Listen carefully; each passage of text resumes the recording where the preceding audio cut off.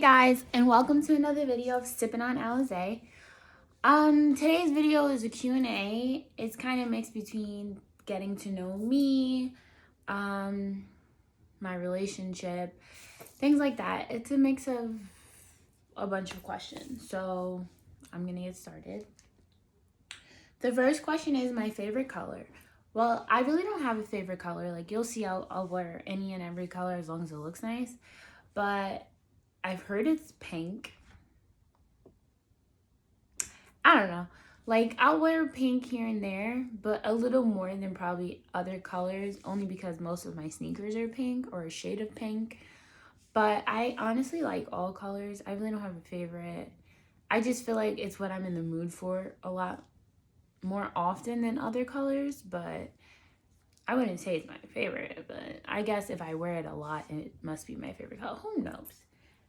The next question is my biggest fear.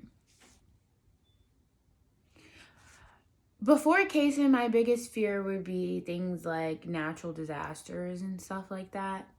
I have a really big fear of like tsunamis and like earthquakes and stuff like that. Only because I feel like those are the times where you're least in control of your own life. And I don't like that feeling. But now that I have Kaysen, my biggest fear is leaving him alone. And I know he'll never like really be alone because clearly he lives with my family or his father or whatever. But I have a fear of like not seeing him grow up and like me dying or something, or falling sick and passing away before I'm able to see him grow up and see him become the man I know he will be.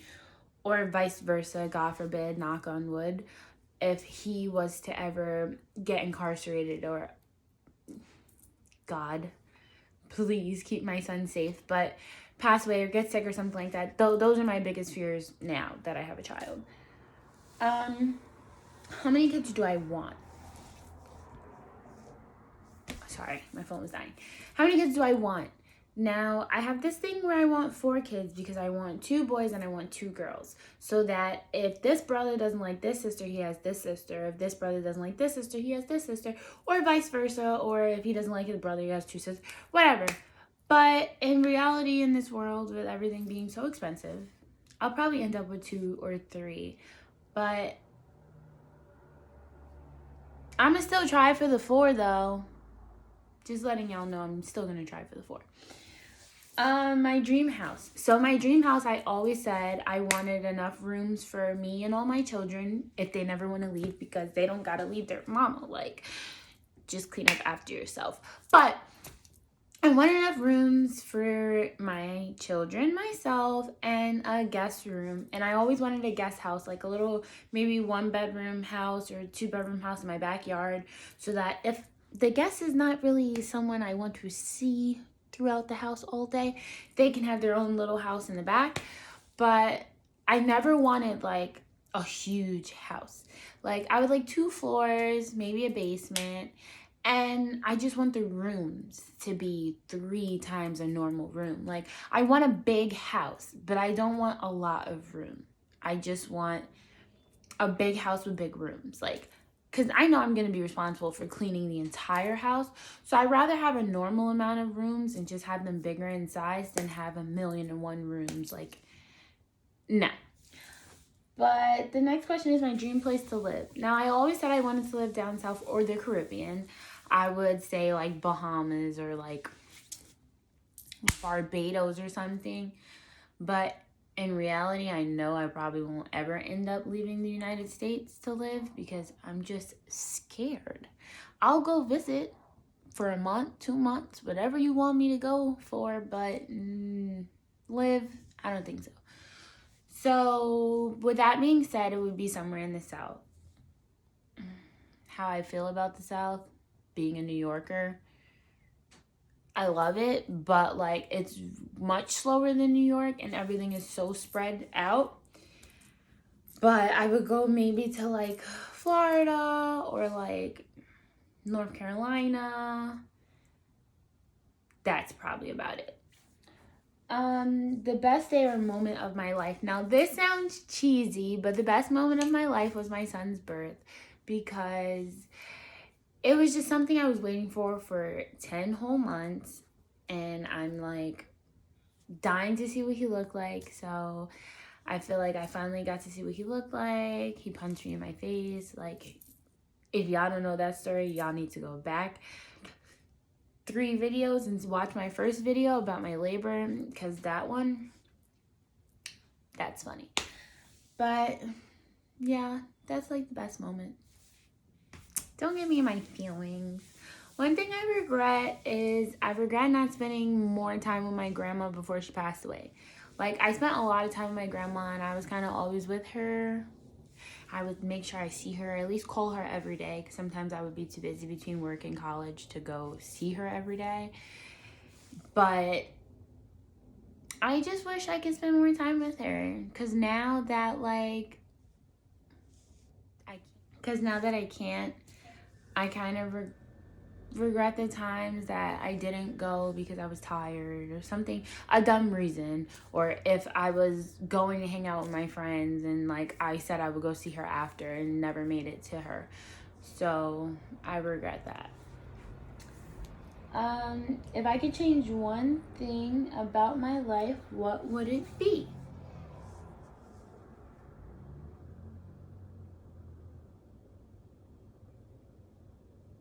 I would definitely change my financial status, because right now I'm like borderline, like, in that weird middle class where you're middle class because you got more things than the lower class, but you're not rich. I need to be rich because I'm tired of work, tired of clocking in and out of somebody else's business. And on top of that, I miss my baby when I'm at work. Like, I want to be able to be home racking up money with my baby. Like, that, yeah. What made me start a YouTube? What made me start a YouTube is because down the line, you'll see that my family is absolutely crazy. You want to talk about starting a YouTube? Since I was about 10, 11 years old, I've been trying to call MTV and let them know, listen, we need a show. Like, y'all need to come for maybe a few days and we will have a show. So I was like, closest thing is YouTube, and at least it'll be more of me, someone who wants to be a participant in the show. And I'll gradually bring my family into it a little bit. But they're crazy, so. And another thing is, I feel like I have like a fun life. Like, me and Chris are very, I don't want to say immature because we're parents and we're mature, but like we do little silly things to each other more often than probably regular couples do. So I feel like I feel like this channel will end up turning into something great eventually. Hopefully, fingers crossed. Only if you guys go and subscribe. So how about we pause? No, I'm just playing. But go subscribe. My next question is, one thing I would do for Kason that my mom didn't do for me. My mom did everything for me. That lady's my best friend. And now that I don't live with her, I feel like I want to see her more than when I lived with her. Because when I lived with her, I would go missing. But now I'm like always over there and she's like, what did you move out for? But one thing I would do different, well, not different. One thing I would do for my son that my mom didn't really do for me is take me on plane rides. Only because my mom has a phobia of planes. So it wasn't like she didn't want to. Like, if we could drive there, we were there. But like, she had a really big phobia of planes. She still does. Like, she's only, I think, been on 2 planes her whole life, and that's like going and coming. But like, I want to take him on trips out of state, out of country. Like, I want him to explore the world. And what better way to explore the world on somebody else's expense? Like, so I want him to explore the world with me. So I think I'm going to do that. well, I know for a fact I'm going to do that. It's just a matter of when I'm going to actually take him, because of the simple fact that he's a baby. And I was the one to be like, shut the baby up on the plane. And now I don't want to be the mom that has to shut the baby up on the plane. So we got to figure it out as far as when. But that's definitely what I want to do. How is life different now that I'm a mom? Now that I'm a mom, life isn't much different, only because Kason is the happiest baby ever. And if anyone knows him, they know how happy he is. So he's very, like, even when he's sick, or now that he's teething when he's in pain, it's never really like a problem for me. Like, I'm never really like, oh my God. But like, I'm so used to picking up and running. Like, I was 8 months pregnant, just throwing on my clothes and running out the house, like carrying grocery bags, everything. Like, I'm always on the move, and I don't like to wait for help. Like, I'm not one to wait for help. So now that I have Kason, and it's like for me to be on the move, I have to like pack him up and like make sure he has diapers and wipes and a change of clothes and milk and water and his bottle and his pacifier and a toy just in case he gets bored, and a bib for when he eats, and his baby food because lunch may be coming up, or dinner, or he might just not want his bottle, he might just want food, and then make sure I have a spoon for him, and the car seat and the stroller and the carrier, because sometimes he doesn't want to go in the car seat and the stroller, so I'm pushing the stroller while I have him in the carrier. It is a lot. It is a lot, but I would never, ever in my life not want to do it. But it's a lot. Do you wish you waited to have Kason? My mom asked me the same question. I told her no, because for the fact of, I think for my age, because I'm 21. So I think for my age, I've done a lot. Like, I've been to college. I've had multiple jobs. Have a car, an apartment. I've traveled. Like, it's nothing he really stops. It makes it a little bit more difficult because, like I just said, it's a lot to lug a child with you everywhere, but it doesn't stop me, and it will never stop me because I'm me. I'm going to get it done regardless, whether it means it's going to be done a little later than when I expected it. It's still going to get done. So as long as it gets done, that's all I care about. Who is more romantic in your relationship? Ooh. Me. If Chris was here, he would probably say him, but it's definitely me, for the simple fact that I like to plan things, cute things. Chris is more of like an in the moment kind of person. Like, let's go here, let's go there.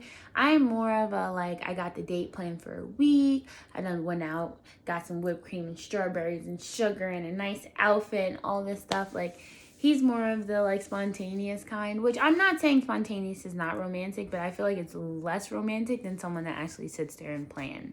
Like, if you sit here and plan things for each other, I feel like it's more romantic because everything's like perfect and not like just last minute. So I would say I'm more romantic, but we already know he's gonna say he's more romantic, but it's me. Cutest thing Chris has done for me. The cutest thing Chris has done for me was when we took a trip to Miami when I was... Well, we didn't take a trip. He was taking a trip with his friends, I'll be honest. And I wasn't having it. It was my spring break. I was pregnant. And I was finally out of college for a little bit. You know, spring break for college students is like Christmas. So I was not having him go to Miami with his friends. So I just came with him uninvited. Invitedly uninvited. Whatever. But I came and we went out for the whole day to like the beach, and like we did like canoeing and all this stuff in the water. And when we got back, I was so tired. My eyes were so red. Like, I fell asleep in the car on the way home. And when we finally pulled up to the place where we were staying in Miami, there was flowers on the floor. He had flowers delivered to me on vacation. Like, not only did I get taken on vacation, but I got taken on vacation because I made him. And I got flowers there. It doesn't get any better. How many times a week should a couple have sex? A week? I feel like it differs in relationship, but I feel like a week, it should be like 4 or 5 times. Let me rephrase that. 4 or 5 days. 4 or 5 days. Let me be serious. Okay. 4 or 5 days, however many times a day you guys can figure it out. But I know that's not like always able to happen because of work, kids, etc. So I feel like as long as you guys know that the relationship is still on the sexual level where you guys find each other cute, sexy, whatever you guys call each other, I feel like it doesn't really matter how many times a week you have sex, as many times as you could get it in to your schedule. Yeah. When you and Chris argue, who usually apologizes first? Chris is a Capricorn, January 16th. And he doesn't apologize at all. We could argue over something that is completely his fault. Completely his fault. And I'll probably 99.9999999% of the time not apologize first because I'm a Libra. And when I feel like I'm right, I'm right. Because I'm right. But I'll most of the time talk to him first. But then there's a few times where I got this thing where I'll ignore him if we argue. Like, he'll be like, babe, and I won't answer. Or he'll, like, text me something dumb, like, oh, are you free later? Even though we live together, like, clearly you'll know if I'm free because we live together. If I'm not free, I won't be home. But if I am free, I clearly will be home with you because we live together. But he'll text me something dumb, and I won't reply. And that'll eventually make him talk to me first. But he won't apologize. I don't know what's wrong with him. Somebody needs to tell him, like, apologize. But he's working on it, and I got, like, that much hope, and eventually he'll apologize first. But, hey, I feel like every couple argues and gets over it their own way. Most of the time we get over it not apologizing, but, like, with food, like, are you hungry? That was definitely my last question. I thank you all for watching, and I hope you enjoyed. And for the last time in this video, like, share, and subscribe. You guys cannot be watching and not subscribing. That's not cool because you need to know when the next Sippin' on Alizé is out. All right? But now, I'm out. Peace.